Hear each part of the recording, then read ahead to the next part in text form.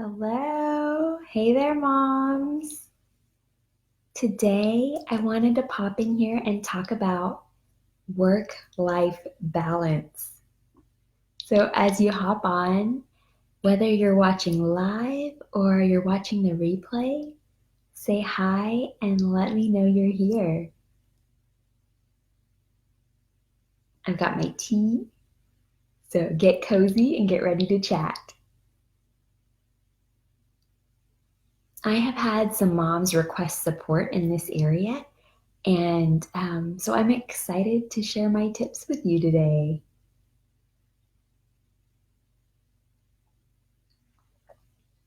Balancing mom life and work life can definitely be a challenge.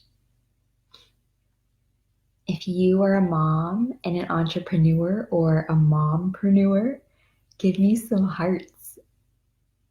Let me know.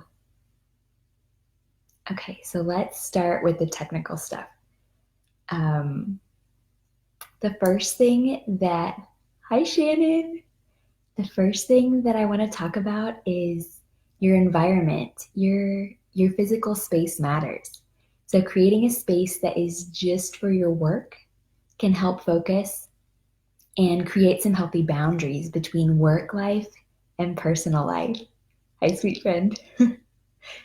So if you have your laptop and your papers out on the kitchen counter while you're making dinner, it jumbles up the boundaries and it makes things feel more overwhelming.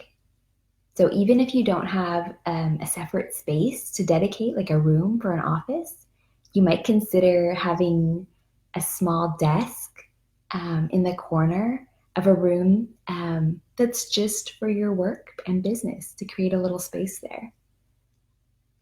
And when you're working, and this might sound silly, but when you're working, you want to close all of the unnecessary tabs in your browser so that you can really focus and be more productive. And when you do sit down to work, you'll get a lot more done. So you're less distracted. Um, it definitely helps me to get things accomplished. And another thing I would say is take advantage of those early, quiet morning hours. For me, the first few hours of the day are the hours when I'm the most fresh and productive. And I tend to be more creative, like in the early morning too. So I like to take advantage of that peaceful time right before the kids get up to do a little work. And one thing that you might like to try, and you can use this in a couple different ways, is to set a timer. You can set a timer to help you focus on a particular task. For example, like you need to sit down and write. And so you set a timer and say, I'm going to write for 10 minutes, 15, 30 minutes. Um, the morning is a really nice time to do that if you can. But you set your timer and then you just focus on that one task and you'll be amazed at how much you can really get done in that time. And the other way you can use a timer is to help limit something. So if if you're going to get on social media, you might set a timer um, to help you focus and then get off of social media. And social media is an amazing way to connect with people and provide value and serve others, but it's also really easy to get lost in social media and lose track of time. So if you use a timer, it's a great way to stay focused and to get off at a certain time. Okay, so now let's dig a little bit deeper. I want to talk about boundaries a little bit more. So you've made your space, your special space in your house for your business, but it's also important to set office hours. And I know as moms, that's going to look different for everybody, and you can be flexible with this, but just to help you have focused work time, but to also have focused family time.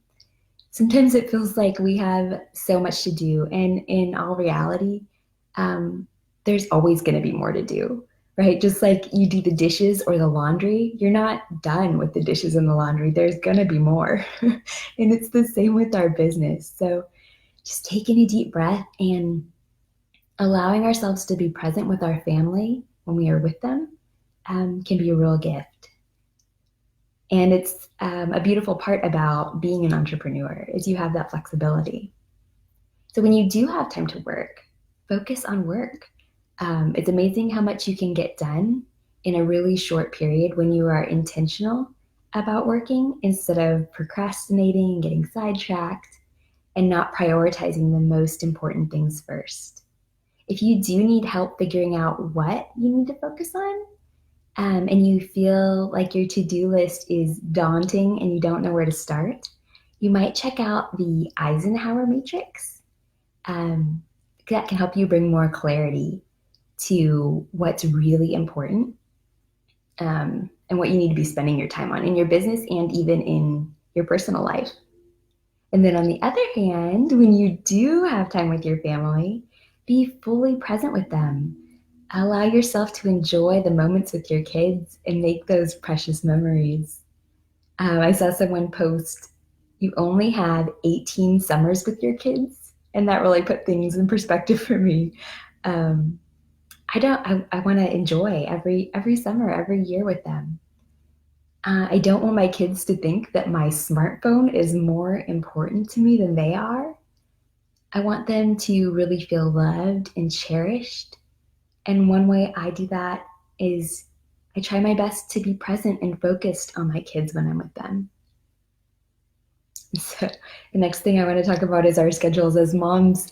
Our schedules are often vary, especially when you have really young kids. You have to work around nap times and sick kids and teething and emotional upsets. So my next tip is to be flexible and give yourself a lot of grace. It's okay that our work schedule doesn't look like a 9 to 5 typical schedule that we were probably used to before kids. And that's just part of the beauty of creating our own business. We get to be flexible and work around our families. Okay, so this next thing is probably one of my favorite things, and that is stay in touch with your feminine side. In our work world, it's very masculine oriented mostly. Um, and of course, there will be managerial things we have to do, administrative stuff that we have to do. But I think that sometimes we overlook the fact that making connections, nurturing relationships, and creating beauty in the world are really productive and important parts of our business too.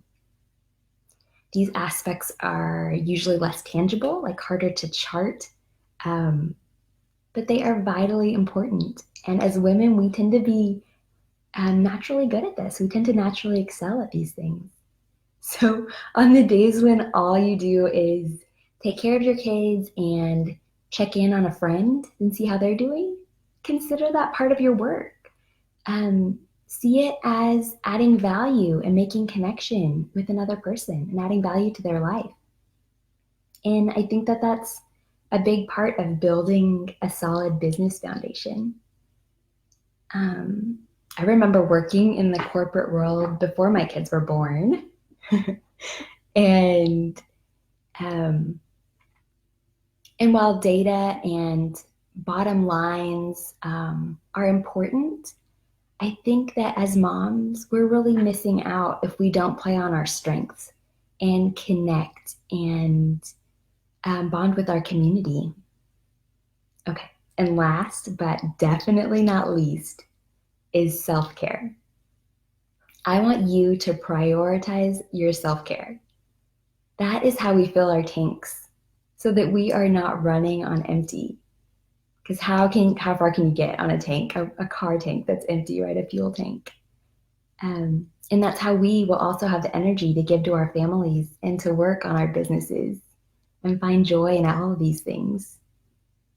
So taking time for self-care helps you to live with more intention and helps to guide your day in such a beautiful way. If you need help or support in this area, be sure to download my simple self-care journal for moms. Let me put that in the comments.